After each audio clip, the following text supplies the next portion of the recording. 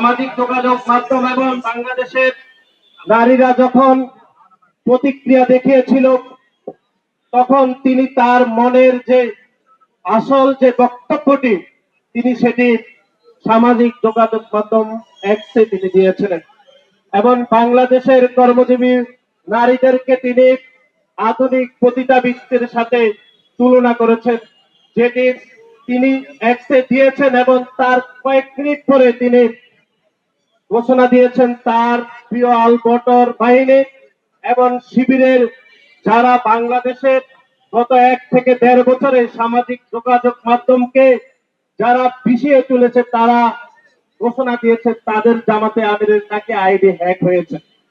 আমরা স্পষ্ট ভাষায় বলতে চাই, বাংলাদেশের মানুষ আর আপনাদের মতো এত কাঁচা মাথা নিয়ে এখন আর ঘুরে না। বাংলাদেশের মানুষ এখন ইন্টারনেট ব্যবহার করতে জানে। আমরা সকলেই জানি যে সাবেক যে টুইটার অথবা এক্স, সেটি যদি ভেরিফাইড হয়ে থাকে, সেটি যদি হ্যাকও হয়ে থাকে, তাহলে একটা নির্দিষ্ট সময় পর্যন্ত সেটিকে রিকভারি করতে সময় লাগে। সুতরাং আপনি যদি বলেন 5 মিনিটের মধ্যে আপনার আইডি হ্যাক হয়েছে, সেরকম অসত্য মিথ্যা প্রতারণাপূর্ণ বক্তব্য বাংলাদেশের মানুষ বিশ্বাস করে না। আমরা মনে করে আপনি আল জাজিরাতে যে বক্তব্য দিয়েছেন, সেই বক্তব্যের এক্সটেন্ড ভার্সনই আপনি আপনার টুইটারে আপনি দিয়েছেন এবং এটি আপনার মনের বক্তব্য বলে আমরা মনে করি। এবং অনেকে বলেন যে ওনার এক আইডি নাকি হ্যাক হয়েছে।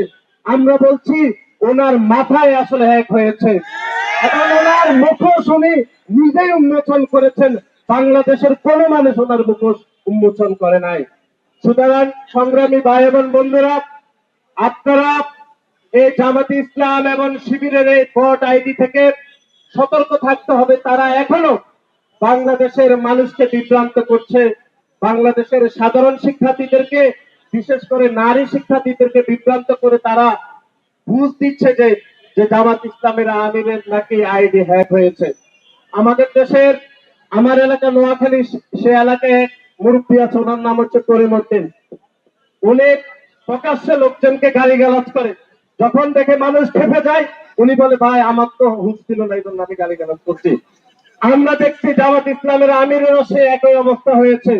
উনি সজ্ঞানে উনি এই বক্তব্য দিয়েছেন, যে বক্তব্য আল জাজিরাতে প্রকাশিত হয়েছে, সেটি নিয়ে যখন তীব্র প্রতিক্রিয়া হয়েছে, উনি হোশ ফিরে সজ্ঞানে তিনি আবার সামাজিক যোগাযোগ মাধ্যমে এক্সে তিনি বাংলাদেশের নারীদেরকে নিয়ে এরকম একটি অবমাননা বক্তব্য দিয়েছেন।